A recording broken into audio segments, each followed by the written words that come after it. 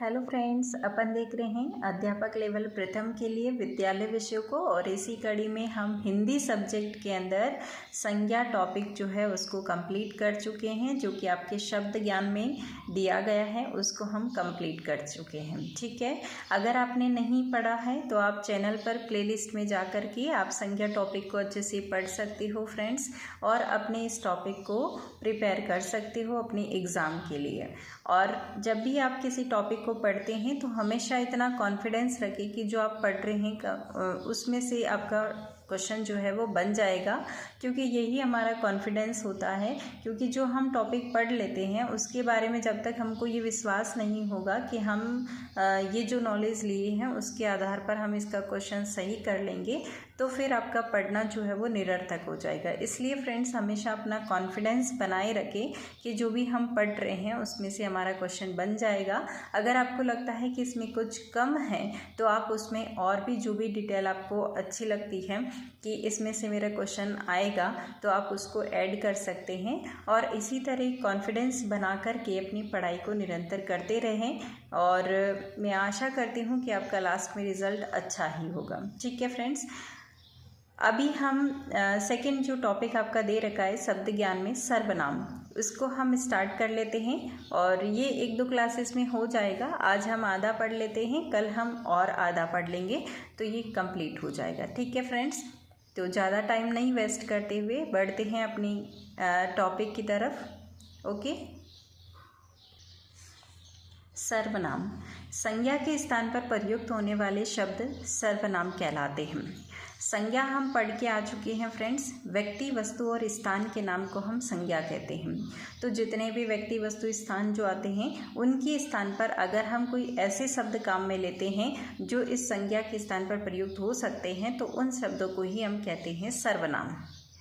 जैसे मैं, तुम, वह, हम, आप, उसका आदि, ये कुछ एग्जाम्पल दिए गए हैं। अलग अलग प्रकार के सर्वनाम होते हैं, हम उनके बेसिस पे देखेंगे कि कहाँ पर कौन सा सर्वनाम प्रयुक्त होगा। ठीक है फ्रेंड्स, भाषा में सुंदरता, संक्षिप्तता और पुनरुक्ति दोष से बचने के लिए जिस शब्द का प्रयोग किया जाता है वह सर्वनाम होता है।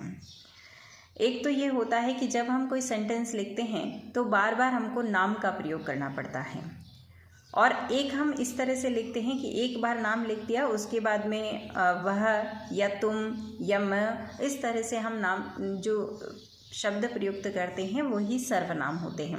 और इसी से भाषा की सुंदरता बनती है, संक्षिप्तता आती है। मान लीजिए किसी का नाम बड़ा है तो फिर वह लिखने से या फिर तुम लिखने से वो छोटा हो जाता है, तो थोड़ी संक्षिप्तता आ जाती है।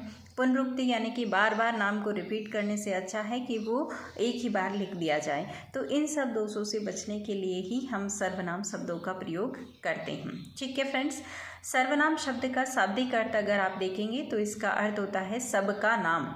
शाब्दिक अर्थ क्या है? सबका नाम, यानी जो भी है उन सब का नाम जो है वो इसके अंदर मान सकते हैं उसको, सर्वनाम को। ठीक है, अर्थात सभी संज्ञाओं के स्थान पर प्रयुक्त होने वाले शब्द सर्वनाम कहलाते हैं।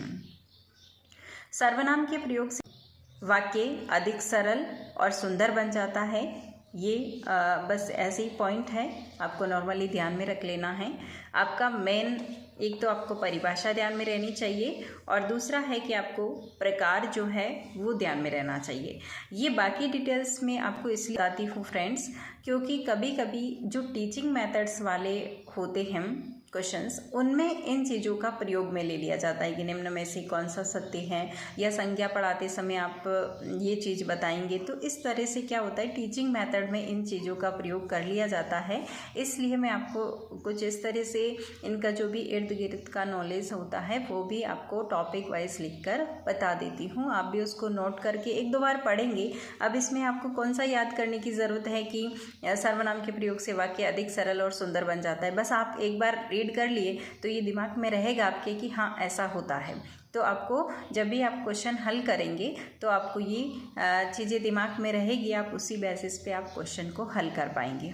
ठीक है फ्रेंड्स, देखिए नॉलेज जो होता है वो इतना होता है कि हम कुछ ही दिनों में उसको ग्रहण नहीं कर सकते हैं। जो भी आप पढ़ रहे हैं उसको हमेशा रखिए दिमाग में कि हाँ ऐसा ऐसा हमने पढ़ा है। तो इस बेसिस पे आप बहुत सारे क्वेश्चन को हल कर पाएंगे। ठीक है, अभी हम देख लेते हैं सर्वनाम के भेद यानी प्रकार। सर्वनाम 6 प्रकार के होते हैं। इनके नाम हैं पुरुषवाचक सर्वनाम, निश्चयात्मक सर्वनाम, अनिश्चयवाचक सर्वनाम, संबंधवाचक सर्वनाम और प्रश्नवाचक सर्वनाम, और लास्ट में है निजवाचक सर्वनाम। जो पुरुषवाचक सर्वनाम 3 प्रकार के होते हैं, उत्तम पुरुष, मध्यम पुरुष, अन्य पुरुष या प्रथम पुरुष। इनके एग्जाम्पल्स आपको ज़्यादा ध्यान में रखने हैं। देखो, उत्तम पुरुष यानी उत्तम कौन होता है? हम खुद उत्तम होते हैं। तो हम अपने लिए कौन कौन से शब्द काम में लेंगे? मैं, हम, जो, सो। ठीक है, तो ये कुछ एग्जाम्पल है वो आपको ध्यान में रखने हैं। किसके? उत्तम पुरुष के। उसके बाद में मध्यम पुरुष यानी जिससे हम बात कर रहे हैं वो कौन हो जाएगा? मध्यम पुरुष। जैसे तुम, तेरा, उसकी, कौन, ये जो है वो आते हैं मध्यम पुरुष में। और अन्य पुरुष या प्रथम पुरुष जिसकी हम बात कर रहे हैं, जो हमारे बीच में नहीं है, वो हो जाएगा अन्य पुरुष। यानी जैसे हम किसी के लिए बात करते तो बोलते वो ऐसा है, वो ऐसी है। तो इस तरह से वह, उसे, किससे, स्वयं, स्वतः, ये जो है वो शब्द है अन्य पुरुष वाले। ठीक है फ्रेंड्स, तो आशा करती हूँ कि आपको तीनों जो सर्वनाम के प्रकार है वो समझ में आ गए होंगे। अब हम इसी को परिभाषा वाइज देख लेते हैं। पुरुषवाचक सर्वनाम ऐसे सर्वनाम जिनका प्रयोग कहने वाले, सुनने वाले, वे जिसके विषय में कहा जाए उसके स्थान पर प्रयुक्त होते हैं, वो पुरुषवाचक सर्वनाम कहलाते हैं। यही देखा है ना हमने, एक तो कहने वाला, एक सुनने वाला और एक जिसके बारे में कहा जा रहा है वो। इस प्रकार के जो सर्वनाम होते हैं वो आते हैं पुरुषवाचक सर्वनाम में। ये 3 प्रकार के होते हैं। तीनों प्रकार अभी हमने देख लिए, उत्तम पुरुष, मध्यम पुरुष, अन्य पुरुष। इनकी हम परिभाषा भी देख लेते हैं। उत्तम पुरुष बोलने वाला या लिखने वाला व्यक्ति उत्तम पुरुष होता है, और अपने आप के लिए जिन सर्वनामों का प्रयोग हम करते हैं वो उत्तम पुरुष कहलाते हैं। जैसे मैं, हम लोग, हम सब, ये सब किस में आएंगे फ्रेंड्स? उत्तम पुरुष में। ठीक है, इसी प्रकार मध्यम पुरुष में जिससे बोला जाए या जिससे बातें की जाए या जिससे संबोधित करके कुछ कहा जाए, उनके नाम के स्थान पर प्रयुक्त होने वाले जो शब्द होते हैं वो कहलाते हैं मध्यम पुरुष। ठीक है, इसके एग्जाम्पल है जैसे तू, तुम, आप लोग, आप सब, आप, ये शब्द जो है वो किस में आएंगे? मध्यम पुरुष से पुरुष में, यानी कि जिससे हम कह रहे हैं या जो जिससे हम कोई बात कर रहे हैं वो इंसान के लिए। उसके बाद में है अन्य पुरुष। अन्य पुरुष कौन से होंगे? वह सर्वनाम जिसके बारे में कुछ लिखा जाए या जिसके बारे में बात करे जाए। कभी कभी या अधिकतर ऐसा होता है जब भी हम कोई बात करते हैं तो किसी तीसरे ही व्यक्ति की बात करते हैं कि नहीं, तो इसलिए जो है अन्य पुरुष ज़्यादातर बातों में बीच में होते ही है। तो वह सर्वनाम जिसके बारे में कुछ लिखा जाए या जिसके बारे में बात की जाए, उनके नाम के बदले में प्रयुक्त होने वाले जो सर्वनाम होते हैं वो कहलाते हैं अन्य पुरुष सर्वनाम। ठीक है, इसके एग्जाम्पल है वह लोग, यह, वो, वह, उसने, उसका, इसका। तो इस तरह से जो है ये अन्य पुरुष में आते हैं। ठीक है, ये तो थे पुरुषवाचक सर्वनाम के तीनों प्रकार जिनको हमने देख लिया है। अब सर्वनाम का दूसरा प्रकार है निश्चयवाचक सर्वनाम। जिन सर्वनामों से किसी भी निश्चित व्यक्ति या वस्तु की ओर संकेत होता है वह निश्चयवाचक सर्वनाम कहलाते हैं। यानी किसी फिक्स्ड व्यक्ति के लिए बताया जाता है तो वो कौन से होंगे? निश्चयवाचक।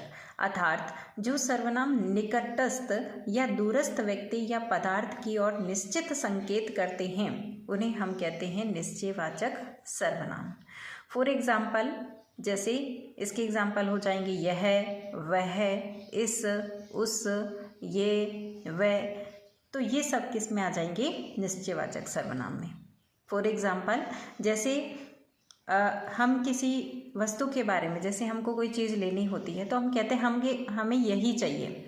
इस तरह से हम जिस वस्तु को चाहिए उसकी तरफ इशारा करते हुए बोलते हैं कि हमें यही वस्तु चाहिए, यानी कि ये फिक्स हो गई, आपने निश्चित कर ली है कि मुझे यही चीज़ चाहिए, तो ये होंगे निश्चयवाचक सर्वनाम। तो ये जो शब्द होते हैं वो निश्चयवाचक सर्वनाम में आते हैं। ठीक है, अब हम इसके अंदर अभी हम देखे हैं कि यार निकटस्थ या दूरस्थ वस्तु, तो यानी कि जैसे दूर की वस्तु है तो उसके लिए कहेंगे वह वस्तु या फिर वह वस्तु, इस तरह से हम बोलेंगे।